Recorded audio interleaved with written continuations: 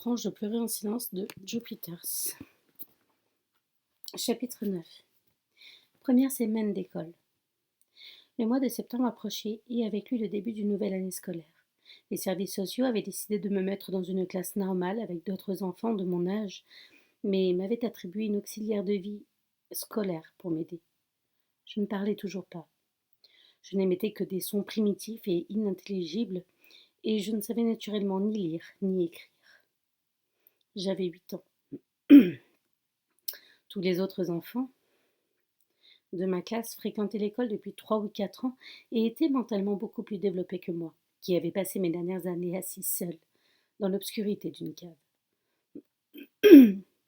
J'avais une petite idée de ce qui m'attendait à l'école grâce aux histoires que Wally m'avait racontées, mais ça ne suffisait pas à me préparer à la réalité bouillonnante du monde extérieur. Mes sens étaient littéralement pris d'assaut par tout ce qui les entourait tout à coup. J'avais passé 3 ans pratiquement seule, dans un monde silencieux et obscur, la plupart du temps, et voilà que j'étais dehors, dans la lumière aveuglante du soleil, entourée d'une foule d'enfants qui couraient partout et se bousculaient en riant, tandis que des sonneries retentissaient, que des instituteurs criaient des ordres, et que les élèves se jetaient des livres à la tête. Il y avait tellement de visages étrangers, tellement de nouvelles règles à apprendre pour s'intégrer et faire partie de cet univers.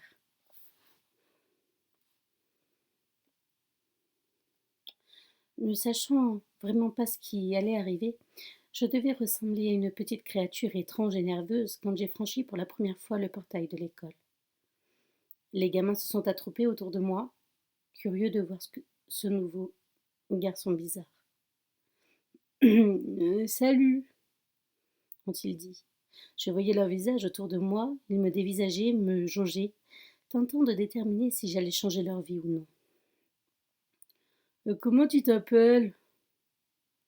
Il ne parle pas, leur a dit mes frères. Ah bon, comment ça il parle pas? Ont-ils demandé en reculant et en me regardant avec un mélange de curiosité et de suspicion. Les enfants, en général, n'aiment pas les êtres différents ou bizarres. J'ai ainsi compris qu'il me serait difficile de me faire des amis. Chaque matin d'école, je suivais la même routine. Mes vêtements étaient bien pliés sur mon lit et j'essayais de m'habiller rapidement pour ne pas souiller les draps ou la moquette avec du sang s'échappant de mes fesses. Une fois vêtue, je devais m'asseoir dans un coin de la chambre, le coin sale, comme il l'appelait, et attendre qu'on me dise ce que je devais faire. Maman m'appelait une fois qu'elle était prête et je pouvais alors descendre à la cuisine. J'avais droit à 2 tartines de pain avec du beurre et un peu d'eau. Le pain m'était servi dans ma gamelle de chien et l'eau dans un gobelet en plastique marqué à mon nom, car je n'avais toujours pas le droit de contaminer la vaisselle utilisée par le reste de la famille. Je m'en fichais, car j'avais désormais accès à de la vraie nourriture, et je ne me sentais plus aussi affamée que quand j'étais enfermée à la cave. Larry et Barry m'accompagnaient ensuite à l'école, une corvée qu'ils détestaient. Je marchais toujours 5 ou 6 pas derrière eux, la tête baissée, les yeux rivés sur le trottoir, perdue dans mes pensées, qui tournaient toujours autour de papa, car je n'arrivais pas à le sortir de mon esprit. Ouais, bah dépêche-toi, Joe, disait-il d'un ton autoritaire. Arrête de lambiner là, on va le dire à maman si tu ne bouges pas un peu. Thomas et moi n'étions pas autorisés à participer aux cours d'éducation physique parce que nous aurions dû nous déshabiller devant des autres personnes. Maman avait écrit un mot pour que nous en soyons dispensés. Pour moi, elle avait trouvé le prétexte de mon asthme, et pour Thomas, celui de son trou dans le cœur. Apparemment, il avait un trou à la naissance, un problème de communication interventriculaire qui s'était rapidement résorbé et ne lui a jamais posé de problème. Elle a dit à l'école qu'il serait dangereux pour lui de faire de l'exercice physique, et les enseignants ont choisi de la croire. Bonsoir Guillaume, merci, c'est gentil. J'étais plutôt soulagée qu'elle ait tout fait pour nous dispenser, parce que je n'aurais pas aimé que les autres garçons posent des questions sur nos bleus et nos cicatrices. Je n'ai pas pensé une seconde que, si l'un des membres du personnel voyait les marques de notre souffrance sur notre corps, il y aurait des soupçons sur nos conditions de vie et engagerait peut-être des démarches pour nous sauver. Personne n'avait jamais tenté de nous sauver auparavant, Et je savais que maman aurait toujours une explication toute prête pour justifier les cicatrices et les hématomes qui pourraient éveiller la suspicion. Oh, bah les garçons sont toujours en train de se battre, dirait-elle si on la questionnait. Ou oh, mais il est tombé dans l'escalier parce qu'il faisait des bêtises, comme d'habitude. Je ne voulais pas non plus que les autres garçons nous interrogent parce que Thomas expliquerait immédiatement la cause de nos bleus et nos cicatrices. Il avait beaucoup plus d'assurance que moi. Mes nouveaux camarades de classe me taquinaient suffisamment. Je n'avais aucune envie qu'ils découvrent que j'étais le souffre-douleur de toute la famille. Même si j'allais désormais tous les jours à l'école, maman me traitait toujours aussi mal à la maison. Une fois que nous étions à l'abri des regards indiscrets, à huis clos derrière les portes fermées et les rideaux tirés, elle continuait à régner sur ses enfants avec la même violence. Peu lui importait que j'aille à présent à l'école. Je ne parlais toujours pas. J'étais par conséquent incapable de raconter ce qui se passait à la maison. Je doute même qu'elle se soit inquiétée si j'avais soudain retrouvé l'usage de la parole. Elle savait qu'elle m'avait tout autant intimidée que les autres. Aucun de nous n'aurait osé la trahir par crainte des représailles ou de peur d'être traité de menteur. Nous pensions vraiment qu'elle était capable de nous tuer si nous la poussions à bout. Quand je l'ai contrariée d'une façon ou d'une autre, elle n'hésitait pas à écrire un mot d'excuse à l'école en disant que j'étais malade et à me garder à la maison où elle me renvoyait à la cave jusqu'à ce que sa colère soit passée. Peu après le début du trimestre, elle m'a laissé 3 jours tout seul dans mon ancienne cellule juste parce que j'avais fait quelque chose qui l'avait énervée. Personne n'avait eu le droit de venir me voir ni m'apporter des restes. J'avais la notion du temps qui passait grâce au trou dans la brique creuse. J'ai vu 3 fois le jour se lever et se coucher. Le deuxième jour, j'ai eu d'affreuses douleurs à l'estomac à cause de la faim, et j'ai essayé de les chasser en me roulant en boule, en me balançant d'avant en arrière et en essayant d'imaginer que je venais de manger une pomme dans l'espoir de tromper mon estomac et de lui faire croire qu'il était plein. Le deuxième soir, j'avais déjà fini la bouteille d'eau qu'elle m'avait laissée et je pense que j'ai dû perdre connaissance à plusieurs reprises à partir de cet instant. J'ai tenté de manger des petits morceaux de plastique de la bouteille pour soulager mes douleurs, mais je n'ai fait que les aggraver. Le troisième jour, maman est partie rendre visite à sa mère. J'ai entendu ses pas s'éloigner de la maison grâce à la brique creuse, mais je n'ai pas eu la force de lever la tête pour voir son ombre passer. Quelques instants plus tard, j'ai entendu quelqu'un descendre l'escalier et ouvrir le verrou. Salut, mon garçon, A dit Amani. Il ne m'appelait jamais par mon prénom. Je t'ai fait une tasse de thé et quelques tartines. Je n'ai pas cru une seconde à sa bienveillance. J'étais persuadée qu'il essayait une fois de plus de me manipuler. Il avait certainement étalé quelque chose sur la tartine qui me rendrait malade, avait craché dans le thé ou pire encore. Pourtant, j'avais tellement faim que je ne voulais pas laisser passer l'occasion de manger, même si je risquais de le payer cher. Je suis restée allongée, immobile, incapable de trouver la force de me redresser. L'odeur de la tartine chaude m'a fait saliver et j'ai eu mal à la mâchoire, tant j'étais impatiente de manger. Amani s'est accroupi à côté de moi. Il a arraché un morceau de croûte d'une des tartines et l'a porté à mes lèvres. J'avais peur qu'il soit empoisonné. Je n'ai pas pu m'empêcher d'ouvrir la bouche pour qu'il puisse me faire manger. Il agissait de façon tellement inhabituelle que je ne savais vraiment pas à quoi m'attendre. Allez, mon garçon, Dit-il doucement. vas-y, mange. Tu peux y aller. Tu te sentiras mieux après. J'ai fermé les yeux et ouvert la bouche pour mordre dans la tartine, me préparant à recevoir un coup de poing ou de pied sur la tête pendant que je mâchais, mais rien ne s'est passé. Et le pain était bon. Au bout de quelques instants, j'ai ouvert les yeux et j'ai vu qu'il était juste en train de me regarder. Il attendait que je me redresse pour boire une gorgée de thé qu'il m'avait apporté. Tu as bonne mine, mon petit gars, A-t-il dit. Je suis désolée d'avoir mal agi envers toi. C'est ta mère, tu sais. C'est elle qui m'a dit de faire tout ça. Elle me fait apparaître sous mon plus mauvais jour. J'ai tressailli quand il m'a caressé le haut de la tête avec sa paume géante tout en m'adressant un sourire contraint. Je voulais bien croire qu'il pensait dire la vérité, mais je savais très bien que maman n'avait pas vraiment eu à le forcer. Je voulais le gagner à ma cause, en lui montrant à quel point j'étais humble en sa personne, comme s'il était une sorte de Dieu. Mais je suis certain qu'il a dû voir dans mes yeux à quel point j'étais terrorisée. Il a continué à essayer de me rassurer, d'être aimable avec moi. Il m'a dit de monter au rez-de-chaussée avec lui et m'a aidé à gravir les marches. Il m'a conduit dans le beau salon de maman, m'a fait t'asseoir sur le canapé, même si j'étais sale après mon séjour dans la cave. Je me suis assis au bord des coussins, terrifiée à l'idée de laisser une trace qu'elle ne manquerait pas de voir à son retour et pour laquelle elle me punirait. Je te préparais un bon petit plat tout à l'heure. Oh, je te préparerai un bon petit plat tout à l'heure, a dit Amani. Fais attention à ne pas renverser du thé sur les meubles de ta mère. Le téléphone a sonné et j'ai compris à l'intonation de sa voix quand il a répondu qu'il parlait à maman. Mais non, mon amour, l'a-t-il rassuré. Il est en vie, en bonne santé. Je lui ai donné du thé et des tartines. Il a vraiment bonne mine. Avait-elle cru qu'elle avait fini par me tuer? Était-ce pour cette raison qu'elle était partie et qu'elle avait envoyé Amani à la cave? Il arrive à quelle heure? A demandé Amani. Dans un quart d'heure? D'accord. Non, je suis sûre qu'il va bien se conduire maintenant. Il me regardait tout en parlant comme s'il me donnait un avertissement. J'étais de plus en plus certain que sa gentillesse soudaine avait une raison bien précise et qu'il avait quelque chose en tête pour moi.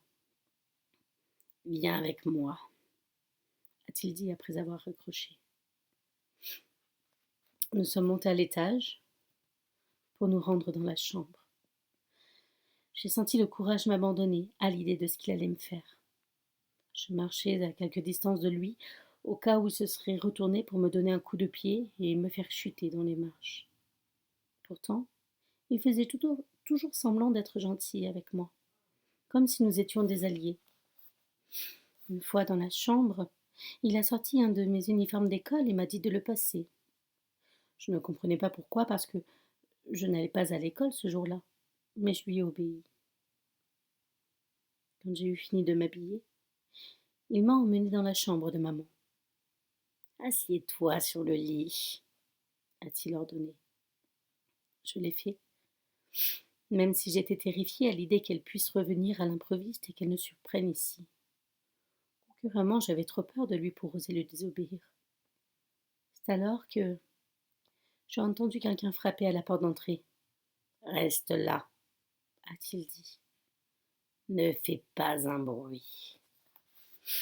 J'ai distingué une autre voix d'homme au rez-de-chaussée quand Amani a ouvert la porte. J'ai eu la chair de poule quand je les ai entendus marmonner et rire ensemble. Il était évident qu'ils ne voulaient pas que j'entende ce qu'ils disaient, comme s'ils avaient conclu un marché douteux. J'étais assis au bord du lit et j'attendais. J'ai entendu des pas dans l'escalier et la porte s'est ouverte. Un homme, courteau, avec un gros ventre et des cheveux clairsemés est entré.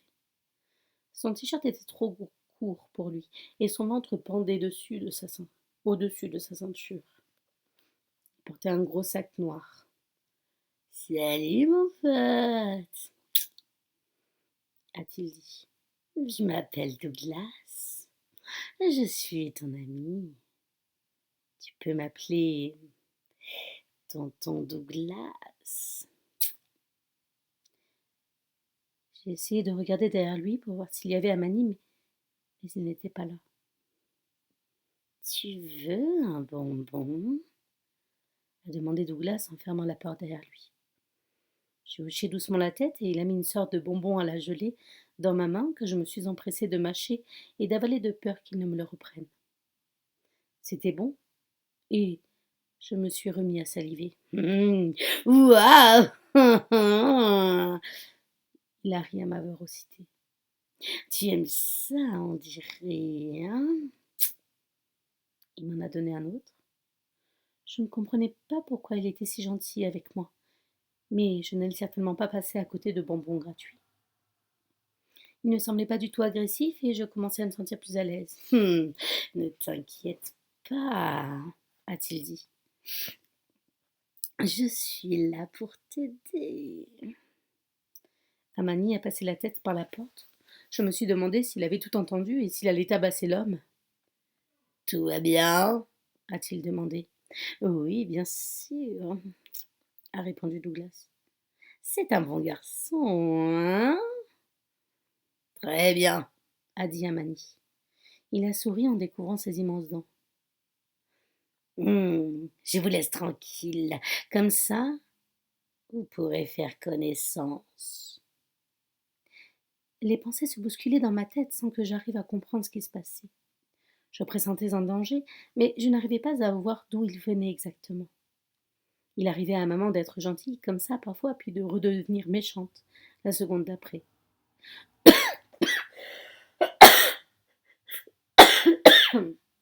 Pardon.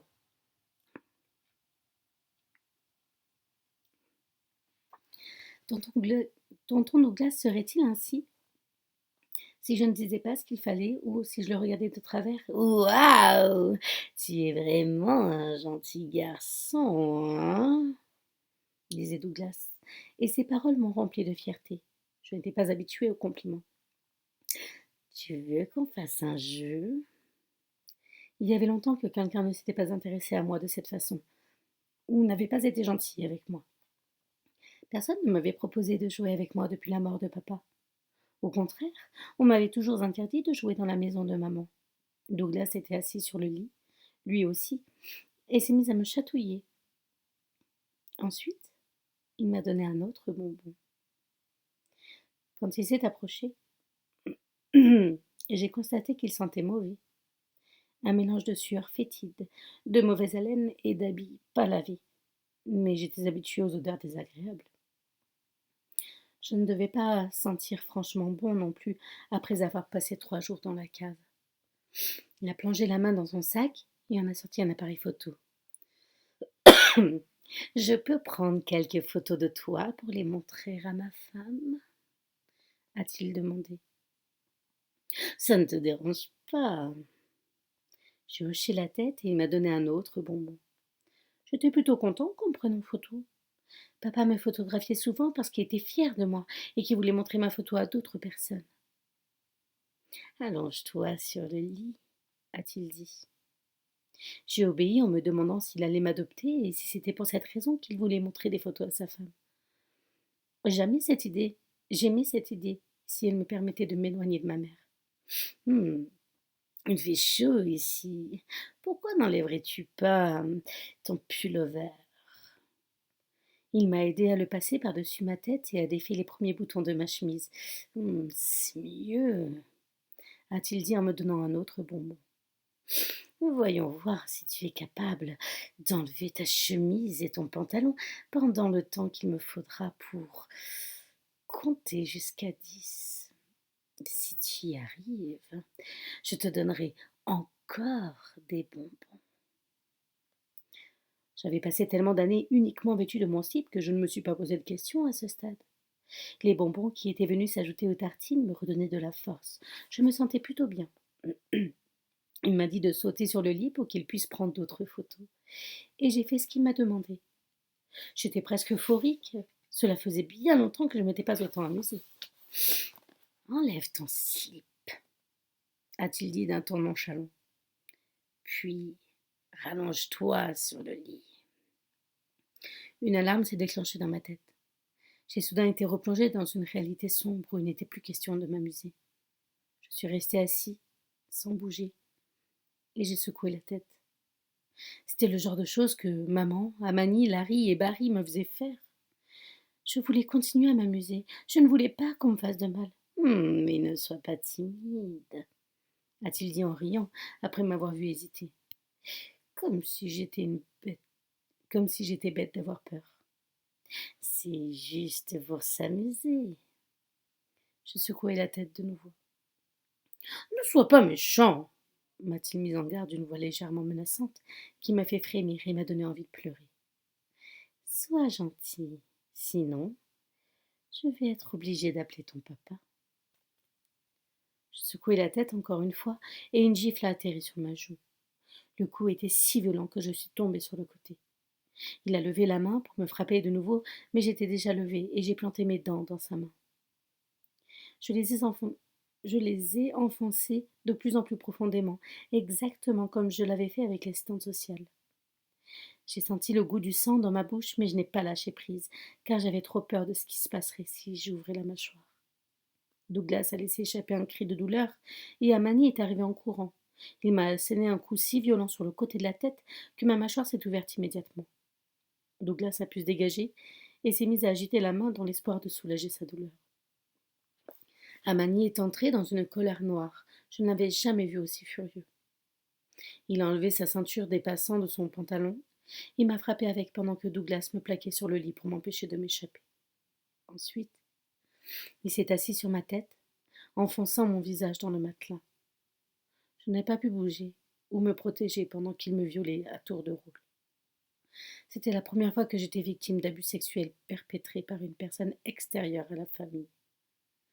Ils m'ont fait des choses dégoûtantes que je n'avais jamais eu à subir auparavant, et ils se prenaient mutuellement en photo avec l'appareil de Douglas. Quand ils ont eu fini avec moi, Amani m'a traîné par les cheveux jusqu'à la cave, exactement comme maman l'aurait fait. J'ai perdu plusieurs fois l'équilibre dans l'escalier, mais il ne m'a jamais lâché. Tu n'es pas capable de faire ce qu'on te demande, hein? A-t-il hurlé. J'espère que tu vas retenir la leçon. Puis, avec un dernier coup de pied, il m'a poussé dans ma cellule et m'a laissé nue et en sang sur le sol en béton. Quand j'ai fini par reprendre des forces quelques heures plus tard, j'ai rampé jusqu'au matelas et une rage terrible s'est emparée de moi, attisée par la faim que les tartines et les bonbons n'avaient calmée que provisoirement. J'ai tenté de crier pour faire sortir ma colère, mais aucun son n'est sorti de ma gorge. Tout était verrouillé à l'intérieur de ma tête. J'avais peur de m'effondrer. J'ai fini par me lever et j'ai donné des coups de pied dans la porte avec mes talons, de plus en plus fort, comme un animal en cage devenu fou. Mon cœur battait très fort. C'est alors qu'Amani a ouvert brusquement la porte. Il avait un cigare coincé entre les dents. Une espèce de sale morveux. Tu te crois intelligent, hein, c'est ça? Je me suis jetée sur lui en donnant des coups de poing dans son ventre le plus violemment possible, mais il n'a pas bougé d'un iota et s'est contenté de rire de mes piteux efforts. Puis, il a fini par se lasser de ce divertissement et m'a saisi par la gorge pour me soulever. J'ai senti la chaleur de son cigare sur mon visage et j'ai cru qu'il allait me brûler les yeux. Il m'a soufflé la fumée dessus et son cigare est tombé par terre. Regarde ce que tu m'as fait faire! Je n'arrivais plus à respirer et j'étais certaine que j'allais mourir quand il m'a jeté à travers la pièce, comme si j'étais aussi léger qu'une plume. Mon dos a heurté si violemment le mur que j'en ai eu le souffle coupé. Je me suis effondrée sur le matelas, haletant. Je l'ai vu s'approcher de moi et ouvrir sa braguette. Il a sorti son pénis, et avant que je n'aie le temps de m'écarter de sa trajectoire, il a pissé sur mon visage. T'as soif, hein? S'est-il esclaffé, tandis que j'essayais de respirer en évitant de faire entrer des gouttes d'urine dans ma bouche. Pourquoi n'as-tu pas demandé quelque chose à boire? Quand il a eu fini, il s'est raclé la gorge, puis m'a craché au visage avant de sortir de la cave. Si t'as besoin d'autre chose, tu n'as qu'à sonner, a-t-il dit en riant, tout content de sa plaisanterie. Il a ramassé son cigare par terre, l'a remise à sa bouche, puis est parti après avoir verrouillé la porte derrière lui et éteint la lumière. Je suis restée allongée dans l'obscurité en essayant de comprendre ce qui s'était passé et ce que cela signifiait pour mon avenir. Chapitre 10. L'initiation. Après m'avoir présenté à tonton Douglas, Amani a emmené d'autres hommes dans la cave pour le même genre d'activité sexuelle. En général, ils venaient le week-end ou pendant les vacances scolaires. Mais parfois, on me faisait manquer l'école pendant la semaine, on m'emmenait à la cave et je savais alors exactement ce qui m'attendait. Après ma rencontre avec tonton Douglas, ils avaient dû considérer que j'étais désormais prête à entrer sur le marché. Ils étaient tous très forts et j'ai bientôt renoncé à essayer de leur résister ou de les repousser. C'était inutile car, comme je n'avais que 9 ans et souffrais de malnutrition, je n'avais aucune chance contre des hommes adultes. Chaque fois que je protestais, je recevais une correction qui ne faisait que retarder l'inévitable et signifiait au bout du compte que je souffrirais encore plus. Mieux valait encore céder tout de suite et coopérer. Plus je me montrais docile, plus vite ils avaient fini et plus vite ils s'en allaient et me laissaient tranquille. Quant à Mani n'arrêtait pas de me dire que tout se passait bien dans la... Pardon. Quant à Mani n'arrêtait pas de me dire que tout ce qui se passait dans la cave ou dans notre maison devait rester absolument secret. Il prétendait qu'il était dans mon intérêt que personne ne soit au courant. Si quelqu'un apprend ce qui se passe ici, il ira à la police et on te jettera en prison. Je le croyais parce que l'un des hommes qui venait dans ma cellule m'avait dit qu'il était policier, et je n'avais aucune raison de douter de la véracité de ses dires. Le policier s'est en effet empressé de me faire savoir qu'il avait enfermé beaucoup de petits garçons comme moi par le passé. Il utilisait toujours ses menottes en métal sur moi dans la cellule. Elles semblaient faire partie de ses fantasmes.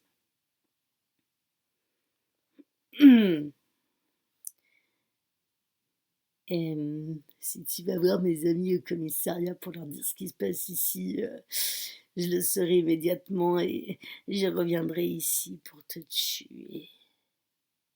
Tu comprends? Je hochais toujours la tête en faisant bien attention de ne pas croiser leur regard car je ne voulais pas qu'ils croient que je les provoquais ou j'étais insolent. Je ne doutais pas une seconde que ces hommes seraient prêts à me tuer pour se protéger en cas de besoin. Peut-être y prendraient-ils même un certain plaisir. Pourtant, il ne m'est jamais venu à l'esprit de raconter quoi que ce soit à quelqu'un. Leur secret serait bien gardé avec moi. Après toutes les choses qui m'étaient arrivées ces dernières années, je n'avais aucune raison de penser que quelqu'un allait me croire, m'aider ou rendre ma vie plus supportable. Si même les policiers faisaient ce genre de choses aux enfants, vers qui pouvais-je me tourner désormais? Comme je ne pouvais toujours pas parler, comme je ne savais pas écrire, je me demande bien à qui j'aurais pu dire quoi que ce soit. Ils n'avaient aucune raison de s'inquiéter. Ma situation était complètement désespérée. J'étais coupée du reste du monde dans mon silence. Je pense que c'est à cette époque que maman réalisait qu'elle pouvait gagner de l'argent grâce aux services que j'étais contrainte d'offrir aux amis d'Amani. Pendant qu'elle me battait, elle me disait en jubilant qu'elle allait se faire de l'argent avec moi, et beaucoup d'argent. Mais à ce stade, je ne comprenais pas encore ce qu'elle voulait dire. Je pensais que c'était peut-être lié à la case qui manquait à maman et dont Wally m'avait parlé. Peut-être est-ce à cause de ça qu'elle s'imaginait des choses. Comment un petit garçon comme moi pouvait-il lui faire gagner de l'argent alors que je ne quittais jamais la maison à part pour aller à l'école? Puis, j'ai fini par comprendre que les visiteurs tels que tonton Douglas devaient payer maman pour avoir le privilège de me toucher. Comme j'avais toujours dû faire ces choses avec les membres de ma famille, gratuitement de surcroît. Et j'ai commencé à me demander si c'était bien, malgré le fait que ça faisait mal et que ça ne me plaisait pas du tout. Peut-être maman m'aimerait-elle plus si je lui rapportais de l'argent. Si je me montrais particulièrement douée pour cette activité, peut-être me laisserait-elle manger comme les autres. Me donnerait-elle une chambre bien chaude pour me maintenir en forme et en bonne santé, et que je puisse ainsi continuer à travailler pour elle pendant très longtemps. Tonton Douglas va venir te chercher. Tu vas te promener avec lui pendant toute une journée. M'a-t-elle dit un jour, quelques semaines après ma première rencontre avec lui. Elle s'est mise ensuite à me crier après pour bien me faire comprendre qu'elle me louperait pas si je ne faisais pas exactement ce qu'il me demandait pendant cette journée. Tu ne seras plus jamais battu si tu fais ce que maman dit, a affirmé Amani quand il est venu me chercher dans ma cellule le jour de la fameuse sortie. J'ai hoché la tête pour lui montrer que je comprenais en veillant bien à ne pas le regarder dans les yeux. Mais si jamais ça s'ébruite, je te crèverai les yeux, a-t-il poursuivi. Viens avec moi. Je l'ai suivi docilement jusqu'à la salle de bain sans savoir ce qui m'attendait. Il m'a ordonné de me doucher et m'a lavé en règle sans me ménager. Je suppose qu'il voulait enlever toutes les odeurs sur ma peau, y compris celles récentes de sa propre urine. Tu es prêt? A-t-il demandé en riant. Tu vas pouvoir te vendre maintenant. J'ai repensé à ce que Wally m'avait dit à propos de mes parties intimes. Personne n'avait le droit de les toucher. Il était la seule personne de ma connaissance à être de cet avis désormais. Je me suis donc dit qu'il devait se tromper. Il était différent de tous les autres membres de la famille. C'était peut-être lui qui était bizarre finalement, pas eux. Il était parti à présent, de toute façon. Amani, maman, Larry, Barry et tonton Douglas étaient peut-être normaux après tout, et il me fallait supporter ce qu'ils m'infligeaient. Tout me faisait mal, à la fois physiquement et mentalement, et les années que j'avais passées à endurer toutes ces souffrances m'avaient rendu complètement hébété, mais aussi furieux et malheureux. J'étais fatiguée de réfléchir à ma situation, parce que ça ne changeait rien de toute façon. Quand, quand, quand tonton Douglas est venu me chercher ce jour-là, il a donné de l'argent à maman dans le couloir, mais je n'ai pas vu combien, car je n'avais pas osé lever les yeux du sol. Si maman m'avait surpris en train de regarder de telles transactions, elle m'aurait donné une correction. Tonton Douglas était tout aussi charmant avec maman qu'elle était avec lui. On aurait pu croire que c'était elle qui était venue chercher tandis qu'il flirtait dans l'entrée. Pendant qu'il l'attendait dans le couloir, elle m'a traîné dans la cuisine pour ce qu'elle appelait un discours préparatoire. Écoute-moi bien, espèce de bon à rien. Tu as intérêt à faire ce que tonton Douglas te demande. C'est mon meilleur client. Si j'apprends que tu n'as pas voulu obéir, je te tuerai. Elle m'a serré la gorge et m'a regardé droit dans les yeux. Tu as bien compris? J'ai hoché la tête et elle a transformé sa poigne de fer sur mon poignet pour me ramener à l'endroit où Douglas attendait. Il m'a serré le poignet encore plus fort, craignant sans doute que je m'enfuis dès que j'aurais franchi la porte d'entrée. À quelle heure dois-je vous le ramener? A-t-il demandé à maman. Vers 8 heures, A-t-elle suggéré. Amusez-vous bien. Sois gentil, Joe. Si quelqu'un avait surpris leur conversation, il aurait pensé qu'elle me disait au revoir alors que je m'apprêtais à passer l'après-midi au zoo avec mon oncle préféré. Douglas m'a souri tout en me conduisant vers sa Ford bleu foncé. Il a ouvert la portière arrière pour que je puisse m'installer sur la banquette, comme s'il était vraiment mon oncle et que nous allions passer une bonne journée ensemble. Tu es un bon petit gars, a-t-il dit gaiement. Monte et mets ta ceinture. Quand il a claqué la porte et qu'il a fait le tour du véhicule pour s'installer au volant, je me suis mise à paniquer et j'ai tenté de m'évader. J'ai tiré comme un forcené sur la poignée dans l'espoir de me sauver.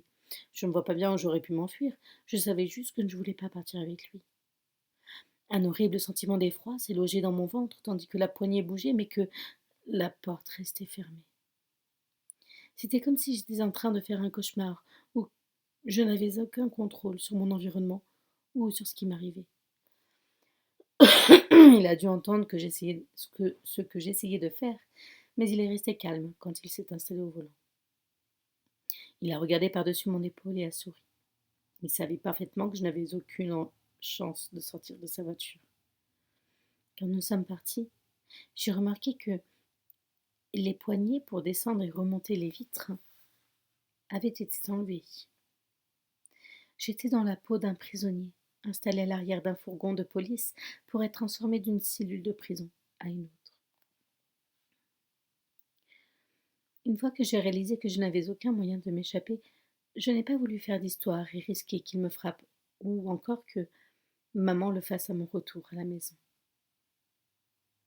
Je me suis donc tenue tranquille et j'ai attendu de voir ce qui allait m'arriver. Je savais d'expérience que si je le regardais avec insolence ou que si je me débattais, il allait m'asséner des coups. J'ai remarqué qu'il y avait une Bible à l'avant de la voiture.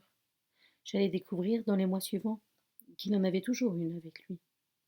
Il est difficile de comprendre comment il pouvait concilier le message transmis par les évangiles avec les choses horribles qu'il faisait dans sa vie.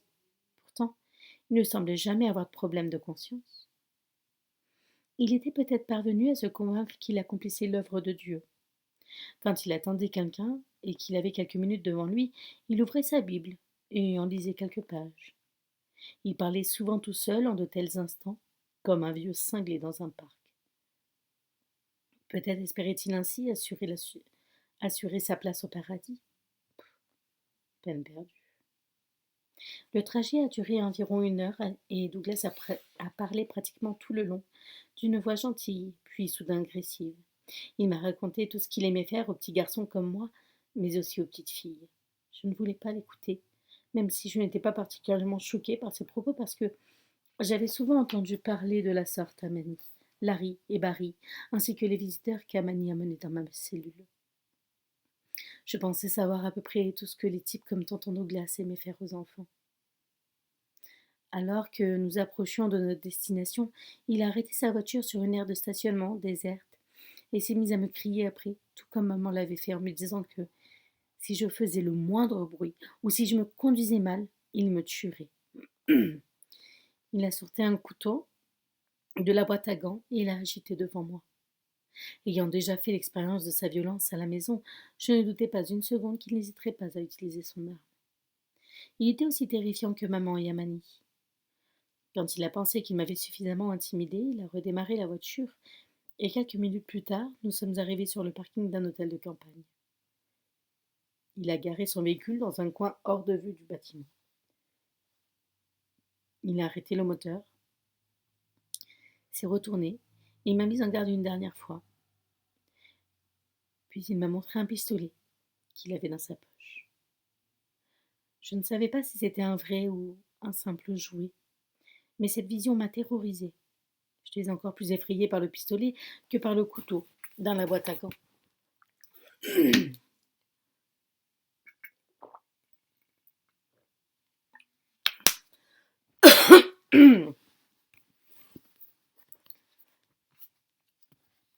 Si tu essaies de t'enfuir, m'a-t-il dit, je t'abattrai immédiatement et je découperai ton corps en morceaux. J'avais tellement peur que j'ai failli me pisser dessus. Il est descendu en claquant la porte derrière lui. Il est allé à l'arrière du véhicule, a ouvert la malle, puis la portière arrière la plus proche de moi. Il m'a tiré de mon siège, m'a traîné jusqu'à l'arrière, m'a soulevé et m'a jeté dans le coffre, ouvert comme si j'étais une vieille valise. Reste tranquille et tais-toi, a-t-il ordonné. Si tu fais un bruit, je te tue. Il a fermé le haillon et m'a laissé dans le noir, frissonnant de peur. J'ai entendu ses pas s'éloigner de la voiture. Je me suis demandé si j'avais suffisamment d'air pour respirer. Allais-je mourir étouffée avant son retour? Et s'il lui arrivait quelque chose en route alors que personne ne savait que j'étais là? Combien de temps mettrait-on à découvrir mon corps? J'avais l'impression d'être déjà couchée dans mon cercueil. Douglas avait dû aller à la réception de l'hôtel.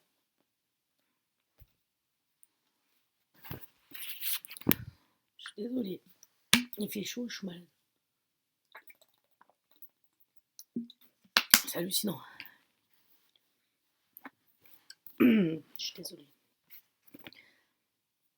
Douglas avait dû aller à la réception de l'hôtel pour réserver une chambre et récupérer la clé. Quelques minutes plus tard, j'ai entendu une voix de femme dehors.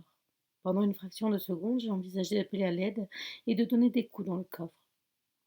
Puis je me suis révisée en repensant ces menaces de mort particulièrement convaincantes et en réalisant que cette femme était peut-être une de ses amies, comme maman.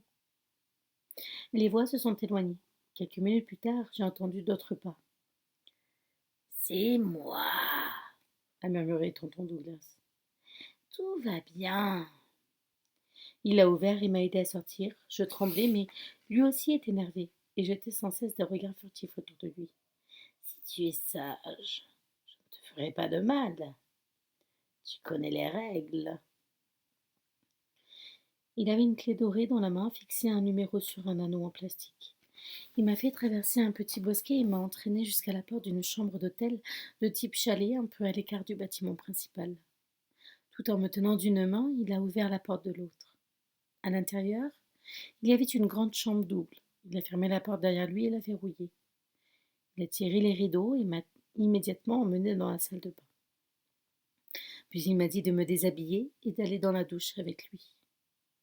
Une fois que nous avons été tous les deux sous l'eau, il a touché mes parties génitales en me disant que ça lui faisait du bien. Puis il m'a soudain soulevée, en me prenant sous les aisselles pour que mon visage soit à la hauteur du sien. Il s'est mis à m'embrasser, à me lécher, à me mordre, enfonçant ses ignobles dents jaunes dans mon cou et ma poitrine. Son haleine était tellement abominable que j'ai failli vomir. Ces instants m'ont paru interminables. Et quand il m'a enfin lâché, je me suis effondrée à ses pieds. Je pensais qu'il avait fini, mais je me trompais. Il m'a saisie par les cheveux et a tiré dessus jusqu'à ce que gémisse de douleur. Puis il a plaqué mon visage contre son sexe et a continué à vivre ses fantasmes, tout en me traitant de petit porc et de tout un tas d'autres noms. Il m'a ordonné d'avaler son sperme en me menaçant de me battre.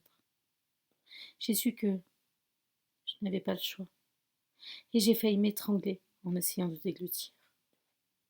Quand il a eu enfin fini, il m'a donné une grosse claque sur la tête.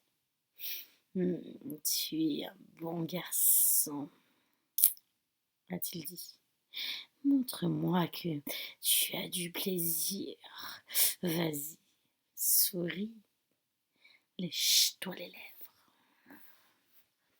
J'ai fait ce qu'il m'a demandé, essayant d'avoir l'air content et de refouler mes larmes, puis il s'est remis à m'insulter, affirmant que j'étais sale et que j'aimais trop sa bite.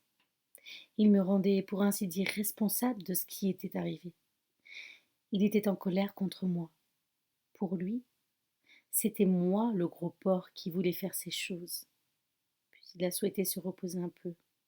Reste ici jusqu'à ce que je sois de nouveau disponible pour toi, a-t-il ordonné en se dirigeant vers la chambre. J'étais recroquevillée dans un coin de la douche. Ma poitrine s'est soulevée à cause des sanglots et l'eau continue à couler sur moi. Je me suis mise en boule, les bras enroulés autour de mes jambes. Au bout d'un quart d'heure, il est revenu. Il était toujours nu et sirotait une tasse de thé. J'ai constaté, horrifié, qu'il bandait encore, tandis qu'il m'expliquait le jeu qu'il voulait maintenant jouer avec moi. Il faut que tu apprennes ces jeux, m'a-t-il dit en posant avec précaution sa tasse sur une étagère. Si la prochaine fois tu fais des erreurs, je te ferai mal. Très, très mal. Il a recommencé à se masturber, prenant apparemment beaucoup de plaisir à me regarder pleurer et à lire la peur dans mes yeux. Quand il m'a traîné par les cheveux dans la chambre, je me suis cramponnée à ses poignets pour tenter de réduire la douleur. Il m'a jetée sur le lit et m'a ordonné de me coucher sur le ventre. Puis il a attaché mes poignets et mes chevilles au cadre du lit tout en me tapant violemment avec ses mains. Plus je me débattais, plus ça le faisait jouir, et il continuait à se masturber. Finalement, il s'est couché sur moi et j'ai failli m'étouffer sous ses couches de graisse puante, moites et flasques. Il m'a serré la nuque et il m'a pénétré brutalement. Tu es un bon garçon, me disait-il chaque fois qu'il avait fini.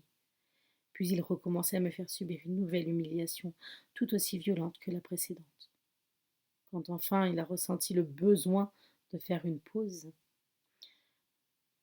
il m'a attaché au radiateur de la salle de bain, puis il est sorti en verrouillant la porte derrière lui, après m'avoir dit de ne faire de bruit jusqu'à ce qu'il revienne. Je suis restée seule, complètement nue, accroupie sur les carreaux froids. J'étais tellement dégoûtée par ce qu'il venait de me faire que j'en avais la nausée. Et j'étais aussi terrifiée par ce qui m'attendait encore. J'avais la tête qui tournait et toutes les parties de mon corps me faisaient souffrir. Je ne pensais pas pouvoir endurer d'autres souffrances. Quand Douglas est revenu environ 1 heure plus tard, il sentait l'alcool. Je suppose qu'il était allé au bar de l'hôtel et qu'il s'était délecté de ses aventures sexuelles. Il avait apporté un verre d'eau et a soulevé ma tête pour que je puisse en boire quelques gorgées. Il m'a détachée et il m'a dit de reprendre une douche, mais dès que je me suis levée, j'ai perdu connaissance. Je n'ai dû rester inconscient que quelques minutes, mais quand je suis revenue à moi, il m'avait mis dans la douche et était en train de me laver. Il m'a ensuite séchée, m'a apporté jusqu'à la chambre, il m'a habillée comme si rien ne s'était passé. Il m'a ensuite porté jusqu'à la voiture et a jeté mon corps inanimé sur la banquette arrière.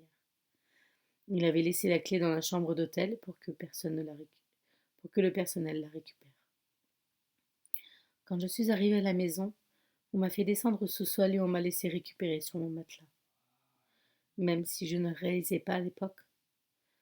Je venais d'être initiée à la pornographie. Chapitre 11. Les films. Au départ, j'avais au moins l'attrait de la nouveauté auprès des autres enfants dans l'école.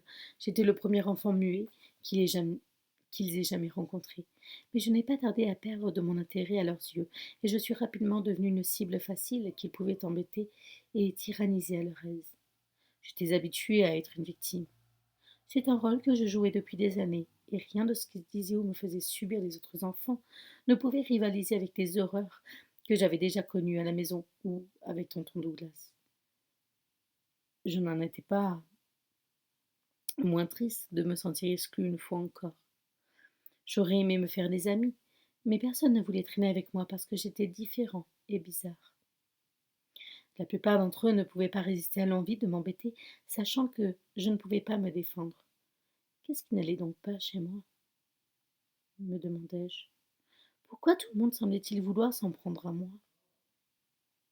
Peut-être avais-je hérité des gènes de papa, peut-être étais-je aussi horrible et méchant portrait que le portrait que maman m'en avait fait. Peut-être est-ce la faute de papa, comme Wally me l'avait dit, si ma vie était ainsi. Pourtant, au plus profond de moi, je savais que papa était la seule personne qui m'ait vraiment aimée. Les filles de l'école étaient encore pires que les garçons quand il s'agissait de harceler un élève sans défense. Elles passaient leur temps à danser autour de moi, se moquer de moi et me surnommer la carpe. Tu veux un bonbon? Me demandait-elle en me souriant et en battant des paupières. C'est un oui ou un non? Ça devait être ton nom, je suppose. Ça devait être un nom, je suppose. Ensuite, elle partait en courant et riait à gorge déployée pendant que j'essayais en vain de prononcer un mot. Je voulais dire tellement de choses, mais elles restaient coincées à l'intérieur de moi. J'étais comme une casserole d'eau frémissante, prête à atteindre son point d'ébullition. Le moment le pire de la journée, c'était la pause déjeuner, car je ne pouvais m'esquiver nulle part dans un coin tranquille. Si je voulais manger, il fallait que j'aille à la cantine avec tout le monde, et comme je mourais tout le temps de faim, je n'avais guère le choix. Les dames de la cantine étaient très gentilles et faisaient de leur mieux pour me protéger quand il n'y avait pas d'instituteur dans les parages. Elles se fâchaient contre mes persécuteurs quand elles les surprenaient et les envoyaient dans le bureau du directeur. Pourtant, les petits tyrans de la cour de récréation devenaient de plus en plus futés et enfonçaient leurs doigts dans mes côtes quand les adultes ne regardaient pas, ou me pinçaient sous la table sans craindre que je ne les dénonce, puisque je ne faisais pas de bruit. J'étais un paria, une vulgaire marionnette, un souffre-douleur. Thomas prenait toujours ma défense quand il était là, même s'il avait 3 ans de moins que moi. Il donnait des coups de pied à tous ceux qu'il surprenait en train de me harceler, car il était de plus en plus fort, mais il avait aussi des amis de son âge et ne voulait pas monter la garde à côté de moi toute la journée. Hé, parlez pas comme ça à mon frère, hein disait-il quand il les prenait sur le fait. Peu importe leur âge, il écoutait toujours. Thomas était un vrai dur à cuire et n'hésitait pas à distribuer des coups de pied à ceux qui osaient se frotter à lui. Je ne cherchais pas à battre parce que j'avais appris à quel point les choses empiraient pour moi quand j'essayais de me défendre à la maison. Les enseignants utilisaient encore à l'époque des triques et des pantoufles pour battre les enfants. Je ne voulais pas risquer une telle punition. En fait, j'ai reçu 1 ou 2 corrections en classe pour m'être mal comportée, mais ce n'était finalement pas aussi terrible que je l'avais cru. Craint. J'étais tellement habituée au mauvais traitement que je n'ai même pas réagi quand ils m'ont frappé sur les articulations avec une baguette. La douleur ne me faisait plus vraiment d'effet. Je me faisais même parfois volontairement du mal. Je me griffais les bras avec des plumes de stylo, les enfonçant dans ma chair par frustration. J'en avais marre d'être moi, marre de vivre la vie qu'on m'avait donnée, marre de ne pouvoir rien faire pour l'améliorer. Parfois, j'avais l'impression de me détester autant que maman, et les autres me haïssaient, et je comprenais presque pourquoi ils avaient toujours envie de me frapper. Il y avait un garçon dans ma classe qui s'appelait Pete. Il ne se joignait jamais aux autres pour me persécuter. Il venait même à mon secours quand il voyait les enfants m'embêter. Il était issu d'une famille plus cultivée que la plupart d'entre nous. Son père était médecin et sa mère professeure d'université. Comme il savait ce qu'il faisait n'était pas bien, il prenait ma défense. Il n'avait apparemment peur de personne. Thomas et lui étaient les seuls à avoir fait ça pour moi. Wallis s'était toujours montré gentil avec moi, mais il avait toujours veillé à ne pas se faire surprendre, pour ne pas être battu par ma mère. Il n'avait jamais affronté les autres en leur disant qu'il agissait mal envers moi. Pete savait ce qui était bien, ce qui était mal, et il n'avait aucune intention de se taire. Rares sont les personnes qui ont un tel courage, en particulier chez les enfants. Je n'ai pas pu m'empêcher d'être fière quand j'ai réalisé qu'un être aussi bon et courageux voulait être mon ami. Pete était plutôt fort physiquement et n'hésitait pas à distribuer des baffes à tous mes agresseurs qui refusaient de reculer. Il n'a pas tardé à avoir des problèmes avec le personnel de l'établissement. Ses parents ont été convoqués à l'école pour parler de son comportement qui, de l'avis de tous, ne cadrait pas avec sa personnalité. Tout ce que sa mère et son père savaient, c'était que leur fils brillant et sage avait commencé à avoir des problèmes dès le moment où il s'était lié d'amitié avec moi, l'étrange garçon muet, sale et maigre. Ils en ont certainement conclu que j'avais une mauvaise influence sur lui. En fait, Pete ne faisait rien d'autre que Pardon. Pete ne faisait rien d'autre que me protéger et me défendre. C'était mon bon samaritain, et j'aurais aimé trouver les mots pour leur dire que, plutôt que de s'inquiéter de son comportement, ils auraient, ils auraient dû en être fiers. Les garçons les plus forts avaient pour habitude de m'enfoncer la tête dans les toilettes. C'est pourquoi Pete m'accompagnait toujours quand j'avais besoin d'y aller. Les petites brutes ne tentaient rien quand il était à mes côtés pour les affronter et les faire passer pour des lâches. Il était plutôt apprécié avant, mais les autres enfants ont ensuite essayé de l'isoler parce que j'étais toujours avec lui et qu'il ne voulait pas traîner avec moi, le monstre. Pourtant, Pete ne m'a jamais laissé tomber. S'il avait à choisir entre moi et ses anciens amis, il me choisissait toujours, et ils étaient obligés de respecter sa décision une fois qu'ils réalisaient qu'il ne pourrait jamais le monter contre moi.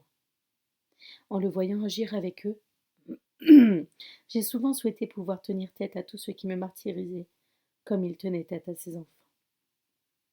C'était une véritable leçon de vie pour moi. J'avais commencé des séances d'orthophonie avec une femme appelée Jill, mais je progressais très lentement au début. Pete ne s'impatientait jamais avec moi, même si je ne parvenais pas à communiquer verbalement avec lui. Je pointais du doigt, je dessinais, ou j'affichais une expression, et il comprenait toujours ce que je voulais dire.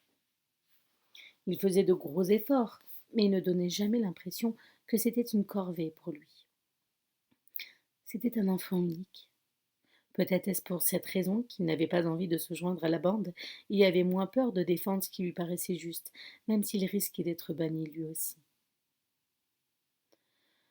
Ah, j'aimerais que tu sois mon frère, m'a-t-il dit plusieurs fois. Comme ça, je veillerai toujours sur toi. C'était incroyable d'entendre quelqu'un me dire une chose pareille, après avoir passé les 3 dernières années de ma vie à me faire traiter de sale bâtard. Malgré les doutes que pouvaient avoir les parents de Pete à propos du drôle d'ami qu'ils s'étaient choisi, ils m'ont invité chez eux, un soir, après l'école. Ils vivaient dans une grande maison élégante, et j'étais très nerveux ne sachant à quel accueil m'attendre. Je tremblais quand nous nous sommes dirigés vers la porte d'entrée en faisant craquer le gravier sous nos pas, car je savais comment maman réagirait chaque fois qu'un enfant venait frapper à notre porte, à l'improviste. Pete espérait que, si ses parents me rencontraient et apprenaient à me connaître, ils n'en feraient plus autant. Ils ne s'en feraient plus autant, car ils verraient que j'étais un gentil garçon. Personnellement, je doutais fort de pouvoir les impressionner, puisque je n'avais toujours pas retrouvé l'usage de la parole, mais j'avais néanmoins très envie de bien faire, et j'étais très curieux de voir à quoi ressemblait la vie dans une famille aussi différente de la mienne. Je n'étais jamais allée dans la maison de quelqu'un d'autre, à part chez des membres de ma famille, quand papa était encore en vie. Et je n'étais certainement jamais entrée dans une aussi belle résidence avec des voitures luxueuses garées devant l'entrée et des meubles très chers dans chaque pièce. Dès qu'on passait la porte, on sentait la chaleur, l'amour et la sécurité qui régnaient dans cette demeure et des années-lumière du salon de pacotille de maman. Impeccable, certes, mais tellement artificiel qu'il ressemblait à une pièce d'exposition. Le père de Pete était un homme de grande taille, avec une voix profonde et autoritaire. Sa femme et lui étaient très accueillants et ont essayé de me faire la conversation quand nous avons pris le thé autour de leur immense table de cuisine en chêne. Pete a parlé à ma place, traduisant les sons que j'émettais, mes gestes et mes expressions. J'avais l'impression qu'ils étaient supérieurs à moi dans tous les domaines et que je ne méritais pas d'être assis parmi eux, que j'aurais certainement dû me mettre sous la table comme à la maison. C'était une expérience bouleversante d'être traitée avec autant de gentillesse et de respect.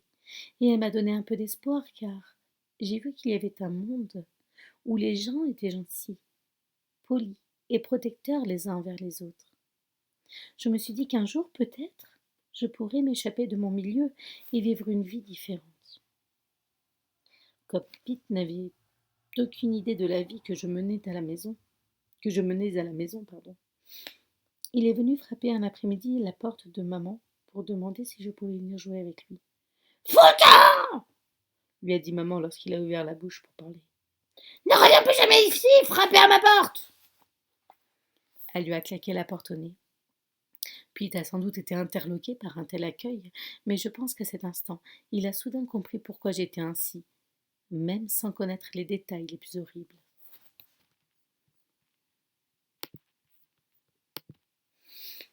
La réaction de ma mère n'était pas uniquement destinée à lui. Elle parlait de cette façon à tous les enfants qui venaient nous chercher pour jouer, si bien qu'en général, ils n'essayaient pas deux fois. Elle ne voulait pas voir de gosses traîner autour de chez nous. Elle avait trop peur qu'ils se mettent à poser des questions, qu'ils voient des choses qu'ils n'auraient jamais dû voir et qu'ils en parlent à leurs parents une fois chez eux. Elle n'essayait même pas de leur faire du charme. Elle n'était polie qu'avec les adultes, représentant une autorité quelconque. C'était à eux qu'elle sortait le grand jeu quand elle pensait qu'elle risquait d'avoir des ennuis, ou quand elle voulait toucher un peu plus d'allocations. J'étais ravie d'avoir enfin trouvé un véritable ami, et j'étais impatiente d'aller à l'école rien que pour le voir. L'école avait un autre avantage pour moi.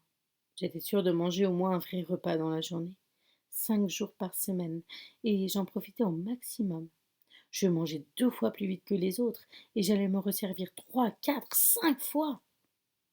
Je montrais du doigt la nourriture et regardais les dames avec des yeux implorants. Je mangeais comme un goinfre, ne laissant jamais la moindre miette dans mon assiette ou autour de moi. Les dames qui nous servaient s'en amusaient beaucoup, mais ça leur faisait plaisir en même temps car je faisais honneur à leur cuisine. Tu as besoin de te remplumer, disait-elle en riant et en remplissant mon assiette. Tu peux en avoir autant que tu veux, mon chéri. Mon dessert préféré était le crumble aux pommes avec une tonne de crème anglaise.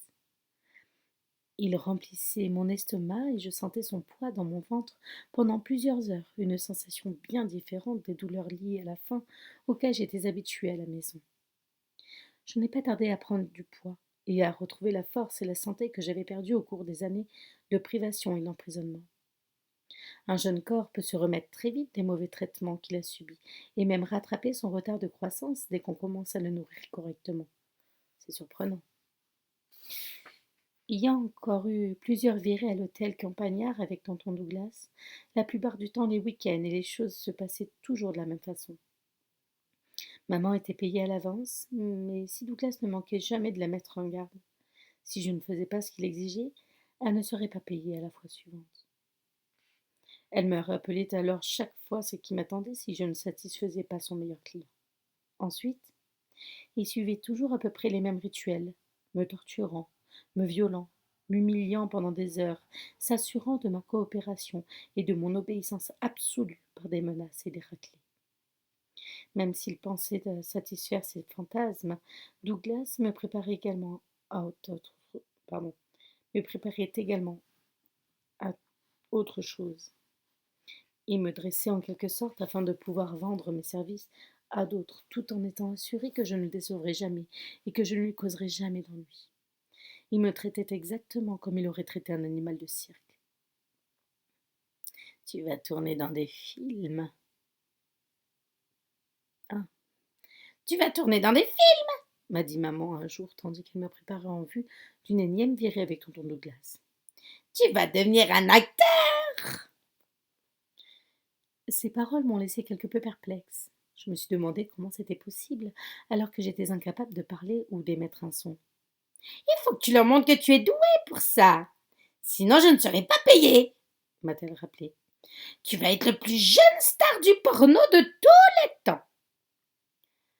Je ne savais pas ce que c'était une star du porno. Et je me demandais bien ce qui m'attendait.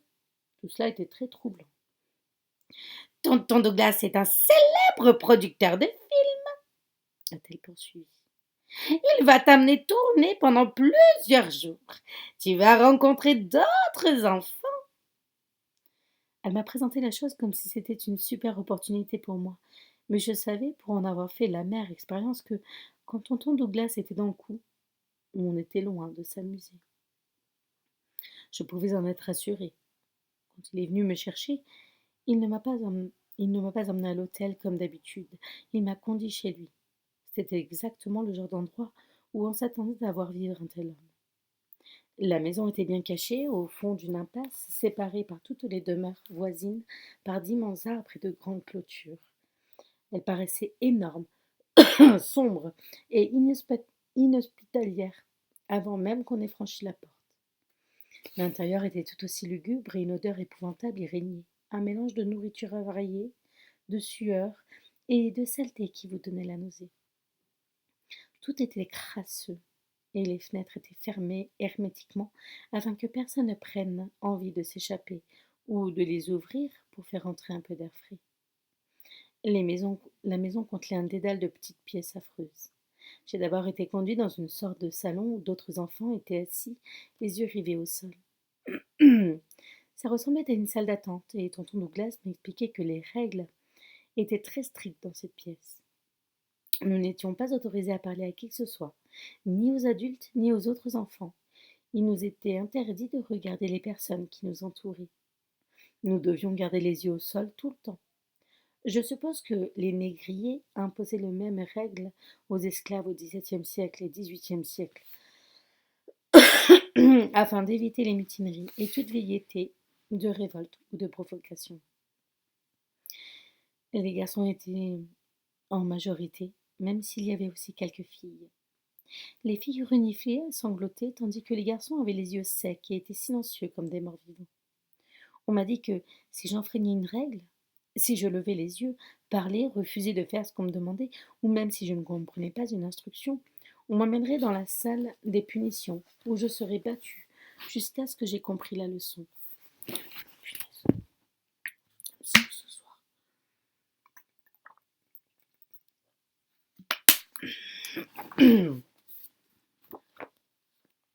Douglas était indubitablement le maître de ce petit royaume. Mais il avait un acolyte prénommé Joe, qui était tout aussi vicieux et ignoble que lui. Joe était son assistant et était chargé de nous conduire le long des couloirs dans la pièce où on avait besoin de nous, ou dans la fameuse salle des punitions. Quand il n'était pas dans cet univers, il devait apparaître aux yeux du monde extérieur comme un vrai marginal avec son bas de survêtement noir crasseux, ses chaussettes blanches et ses chaussures bosselées. Quand il portait un pull, il semblait toujours trop petit pour lui. Les manches s'arrêtaient à plusieurs centimètres de ses poignets trop maigres. Les boutons de ses chemises à fleurs étaient toujours défaits, laissant apparaître un torse affreusement poilu qui contrastait avec son menton sinistre, imberbe sur son visage pâle aux traits tirés. Il était grand et mince, le contraire du gros Douglas. Ensemble, ils formaient une paire de méchants qu'on aurait pu voir dans un dessin animé de Disney. C'étaient peut-être deux pauvres ratés aux yeux du monde extérieur, mais à l'intérieur de cette maison, ils avaient le pouvoir absolu.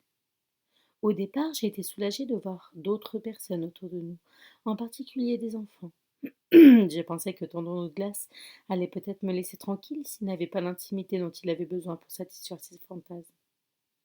Je n'ai pas tardé à réaliser que, tout le monde dans cette maison était là pour les mêmes raisons et qu'ils n'allaient certainement pas prendre la peine de se cacher. J'ai entendu des voix adultes dans le couloir et j'ai vite compris qu'il s'agissait de clients qu'ils payaient pour nos services.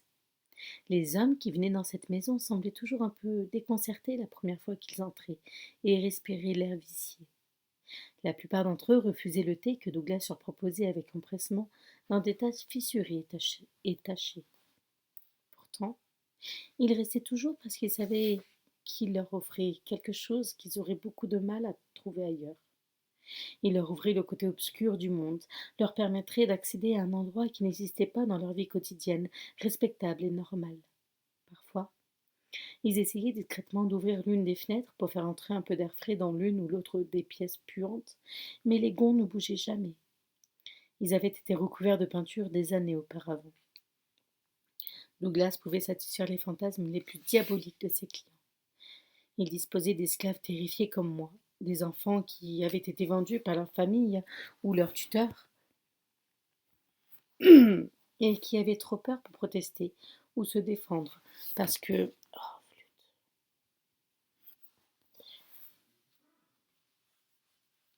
savaient exactement ce qui leur arriverait s'ils essayaient.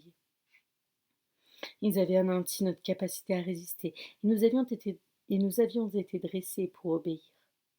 Nous savions ce qu'on attendait de nous et nous savions ce que nous serions brutalement punis si nous ne le faisions pas. Douglas a dû penser qu'il m'avait suffisamment initiée et que j'étais désormais prête à entrer sur le marché, à devenir une star du porno, comme maman l'avait formulé. Je ne le savais pas encore quand je suis entrée pour la première fois dans cette maison, mais c'est là que j'allais passer pratiquement tous mes week-ends et mes vacances scolaires, pendant les 3 ou 4 prochaines années. Je n'avais que 9 ans alors. Il y avait toujours plusieurs enfants, et on nous gardait pendant des week-ends entiers, plus longtemps encore durant les vacances scolaires. Ma vie était désormais rythmée par ces séjours plus ou moins longs chez tonton Douglas. Il venait me chercher le vendredi soir après l'école, puis me ramener à la maison le dimanche soir pour que je puisse retourner en classe le lundi matin. Les clients qui allaient et venaient pendant ces week-ends arrivaient à la porte avec leurs fantasmes tordus et payaient Douglas pour qu'il les mette en scène et les filme pendant qu'il faisait ce qu'il voulait de nous. Parfois, il ne voulait que nous regarder en train de nous toucher mutuellement. D'autres fois, ils voulaient infliger la douleur et la souffrance eux-mêmes. Certains d'entre eux voulaient même se vêtir de toutes sortes de costumes ridicules qui nous auraient fait rire si nous n'avions pas eu aussi peur pour nos vies. La plupart des clients étaient très différents de Douglas et de Joe. Ils ressemblaient à des hommes respectables et beaucoup portaient une alliance. Quelques-uns étaient déjà venus me voir dans la cave de la maison, comme le policier avec ses menottes. Beaucoup étaient des fidèles qui revenaient tous les week-ends. Douglas avait sans doute réussi à les rendre accros à sa propre drogue et il n'en avait jamais assez. Il savait toujours exactement ce qu'il voulait, jusqu'à l'éclairage qu'il préférait pour telle ou telle scène et l'expression qu'il souhaitait voir sur nos visages pendant que nous nous livrions aux différents actes sexuels. Certains des hommes disaient aux enfants de les appeler maman ou papa, mais bien sûr, je ne pouvais pas le faire puisque je ne parlais toujours pas. Parfois, ils voulaient que nous, les garçons, nous pénétrions les filles. Nous prions alors pour avoir l'érection nécessaire, car sinon, nous serions punis pour avoir désobéi à leurs ordres. En général, ils exigeaient que nous suivions leurs instructions exactement comme des acteurs professionnels sur un tournage. Quand ils n'étaient pas satisfaits de nos prestations, ils nous faisaient sortir de la pièce et nous battaient jusqu'à ce que nous ayons compris. Il m'est arrivé en début de ne pas saisir ce qu'ils me demandaient de faire et de ne pas suivre leurs instructions correctement. J'ai alors très vite réalisé qu'ils n'hésitaient pas à me punir aussi brutalement et violemment que maman. Leur punition préférée était de prendre nos testicules entre les mains et de les tordre jusqu'à ce que nous demandions grâce. Parfois, je mettais longtemps à comprendre ce qu'ils voulaient que je fasse devant la caméra. Je ne sais pas si c'était lié à mes difficultés d'amortissage en général, mais ils n'avaient aucune intention de se montrer plus indulgents avec moi. J'étais battue comme les autres jusqu'à ce que je fasse selon leurs désirs. J'ignore si les clients savaient les corrections que nous avions reçues pour être capables de faire ce qu'ils nous demandaient, ou s'ils parvenaient à se convaincre eux-mêmes que nous étions faits pour ça, que nous venions d'un monde inférieur et sale, où de telles choses étaient normales. Il me semblait que, s'ils avaient eux-mêmes des enfants, ils ne pouvaient certainement pas nous considérer comme eux. Nous venions en quelque sorte d'une espèce inférieure pour eux.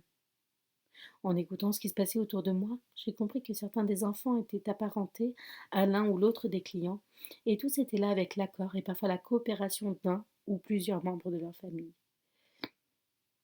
Je n'ai jamais rencontré là-bas un seul enfant qui avait été enlevé ou kidnappé. Ils avaient été vendus comme esclaves par quelqu'un qui aurait dû s'occuper d'eux et les protéger des dangers du monde. Certains d'entre eux étaient encore plus jeunes que moi et n'avaient pas plus de 8 ans. Il y avait un garçon, âgé d'un peu moins de 20 ans, et qui était le fils d'un des hommes qui fréquentait assidûment ce lieu. Ce garçon faisait toujours ce qu'on lui disait, comme nous, mais il paraissait y trouver autant de plaisir que les clients. Il avait sans doute débuté en étant aussi terrorisé que moi et était devenu l'un des leurs au fil des années. Je savais que cela ne m'arriverait jamais. Je ne deviendrai jamais comme ces gens. Parfois, les clients demandaient à ce jeune type de nous apprendre à faire les choses comme il faut. Il me fait penser à Larry et Barry, à la façon dont ils agissaient à la maison, comme si tout ce qui se passait était vraiment génial. Quand nous nous tenions bien et que nous suivions leurs instructions à la lettre, nous étions récompensés avec des restes de nourriture. Nous étions autorisés à aller dans nos petites chambres qui ressemblaient à s'y méprendre à des cellules, où ils nous enfermaient et où ils nous apportaient des tasses de thé au lait avec des assiettes de biscuits ou des barres chocolatées. Après avoir passé des années à faire durer le plus longtemps possible des bouteilles d'eau croupie, je ne pouvais m'empêcher d'apprécier de tels gestes. Nous étions un peu comme des animaux de cirque qu'on récompense quand ils ont bien fait leur numéro. Parfois, ils nous apportaient même des sandwichs, bien qu'il y ait souvent de la moisissure sur le pain, heureux qu'on me donne quelque chose à manger, et toujours conscient que nous risquions d'attendre longtemps avant de pouvoir avaler autre chose. J'enlevais la moisissure et mangeais ce qui restait. Ils nous autorisaient à prendre un bain et nous laver tant que nous faisions ce qu'ils nous demandaient, mais c'était difficile de se sentir propre après s'être douché dans les salles de bain dégoûtantes de Douglas. Nous n'étions de toute façon jamais tranquilles, parce qu'ils voulaient toujours venir avec nous, nous laver, jouer avec nous, nous filmer, nous photographier. Il ne manquait jamais une occasion. Même quand nous allions tout simplement faire pipi, ils voulaient prendre une photo, mettre en scène nos gestes comme des photographes professionnels. Vas-y, baisse ton slip jusqu'à tes chevilles.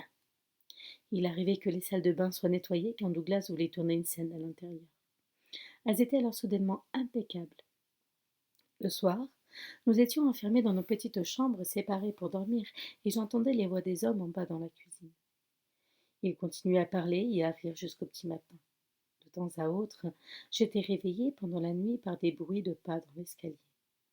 Le loquet de la porte était tiré en arrière, et quelqu'un se glissait à l'intérieur d'une chambre pour satisfaire ses pulsions dans l'intimité. Il arrivait aussi qu'ils viennent à plusieurs, souvent après l'heure de fermeture des pubs. Ils entraient alors en trébuchant, mais ils étaient la plupart du temps trop ivres pour bander, ce qui les rendait furieux et violents, comme si c'était notre faute et que nous étions incapables de les exciter. Parfois, si nous avions été sages et performants pendant la journée, Douglas nous protégeait et veillait à ce que nous ne soyons pas dérangés par des visites nocturnes. Laisse-le tranquille maintenant, l'entendais-je dire devant la porte. Laisse-le se reposer.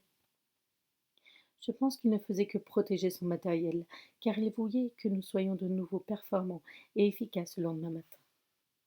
Tous les hommes qui fréquentaient cette maison semblaient être persuadés qu'ils ne se feraient jamais attraper. Peut-être étaient-ils même parvenus à se convaincre qu'ils ne faisaient rien de mal. Un jour, nous avons même été filmés dans le jardin, qui était entouré de grandes clôtures, nous empêchant de tenter la moindre évasion. Il est étrange de penser, Il est étrange de penser que des familles tout à fait normales vivaient dans les maisons alentours et n'avaient aucune idée de ce qui se passait à quelques mètres de là, où leurs enfants jouaient ou dormaient en toute sécurité dans leur chambre. Si nous ne faisions pas exactement ce qu'ils voulaient pendant les tournages, Ils nous privaient de nourriture, de sommeil, et nous faisaient recommencer jusqu'à ce que nous nous plions exactement à leurs exigences. Même si les choses qu'ils nous faisaient faire étaient horribles, je savais qu'à la fin de chaque week-end, je serais au moins propre et j'aurais eu suffisamment à boire et à manger, ce qui n'aurait pas été le cas si j'étais restée à la maison. Il est difficile de croire avec le recul qu'un enfant ait pu avoir une vie aussi horrible dans son propre foyer et qu'il ait été mieux traité dans la maison de Douglas. Pourtant, c'était la vérité. À cet âge, j'avais appris à faire tout ce que je pouvais pour survivre. Je savais ce que c'était de rester des jours et des jours dans l'obscurité, sans nourriture et sans eau fraîche, et je savais que c'était pire que tout ce que ces hommes pourraient me faire. J'avais appris à survivre comme n'importe quel animal, en captivité. J'aimais les instants où on me récompensait en me laissant aller me reposer seule dans une chambre. Je pouvais m'allonger et écouter les rires des clients qui allaient et venaient, échanger leur point de vue sur telle ou telle vidéo. J'entendais certes aussi les hurlements de douleur des enfants à qui on enlevait toute velléité de résistance ou de protester. Aucun des clients ne nous appelait par notre prénom parce qu'ils avaient besoin de nous considérer comme des objets et non comme des êtres humains. Ils ne nous traitaient jamais avec courtoisie, ne nous parlaient jamais de rien. Ils ne nous saluaient même pas et ne nous demandaient jamais comment nous allions. Si nous avions été des animaux, ils nous auraient certainement pu parler, parce que s'ils avaient été forcés de nous considérer comme des êtres humains avec des sentiments, ils n'auraient jamais pu nous infliger autant de souffrances et n'auraient pas pu vivre leurs fantasmes avec nous. Comme je n'ai jamais vraiment osé regarder de près ce qui se passait entre eux, il m'est difficile de décrire l'aspect financier et commercial de l'entreprise. Les hommes qui venaient passer le week-end dans la maison de Douglas payaient certainement nos services. Je suppose qu'ils payaient aussi pour emporter les enregistrements de leurs performances qu'ils pouvaient ensuite regarder et savourer à leur aise. Je pense qu'il y avait d'autres clients qui n'avaient jamais de contact avec nous, mais qui venaient simplement acheter des vidéos pour leur usage personnel. Il y avait toujours des gens qui allaient et venaient parler de tel enfant ou de tel acte sexuel, comparer leurs notes, recommander tel ou tel film, demander d'autres vidéos dans le même genre, comme n'importe quel fan de cinéma qui traînerait dans le vidéoclub du coin. Un autre homme, avec un accent que je ne connaissais pas à l'époque, mais qui était sans doute américain, venait souvent dans la maison de Douglas pendant que nous tournions, mais il ne participait jamais aux scènes. Douglas était toujours très respectueux avec lui. Il faisait tout ce que l'individu lui demandait. Chaque fois qu'il repartait, l'Américain emportait un lot de vidéos. Je présume que c'était une sorte d'homme d'affaires qui savait comment revendre ses enregistrements à un public plus large. Il savait exactement ce qu'il voulait, comme un producteur donnant des instructions à un réalisateur. J'imagine que, quand on lit dans les journaux que des films à caractère pédophile ont été téléchargés sur Internet, ce sont les hommes comme lui qui sont à l'origine de leur distribution. Il devait faire partie d'un réseau organisé de distribution de films pornographiques. Aucun des enfants ne se préoccupait de ces aspects strictement commerciaux. Tout ce que nous savions, c'est qu'il nous faisait très mal et qu'il n'avait aucune considération pour nous en tant qu'êtres humains. Nous étions des êtres brisés, nous avions appris à toujours baisser la tête et tentions de nous débrouiller tant bien que mal. De temps à autre, je jetais un coup d'œil à l'un ou l'autre des enfants et croisais brièvement son regard. Je me demandais alors à quoi ressemblait sa vie, mais nous n'osions jamais enfreindre les règles en nous adressant la parole. Quand on me déposait hébété et courbatue chez moi, à la fin du week-end, maman et Amani ne faisaient jamais rien pour me mettre à l'aise ou pour me récompenser de leur avoir fait gagner autant d'argent.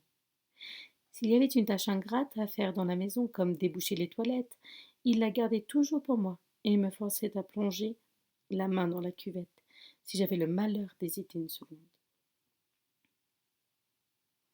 Pour eux, je n'étais qu'un esclave, qu'un objet à utiliser au gré de leurs envies, de leurs besoins. Ils ne voulaient surtout pas que j'imagine avoir droit à un traitement de faveur maintenant que j'étais une star du porno.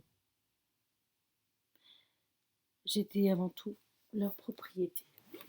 Je vous remercie à tous d'être passés. Je suis vraiment désolée, je tombe malade. Voilà. une boule dans ma gorge, alors du coup, je tousse beaucoup. Enfin bref, je suis désolée. On se retrouve très vite pour la suite. Bisous, bisous.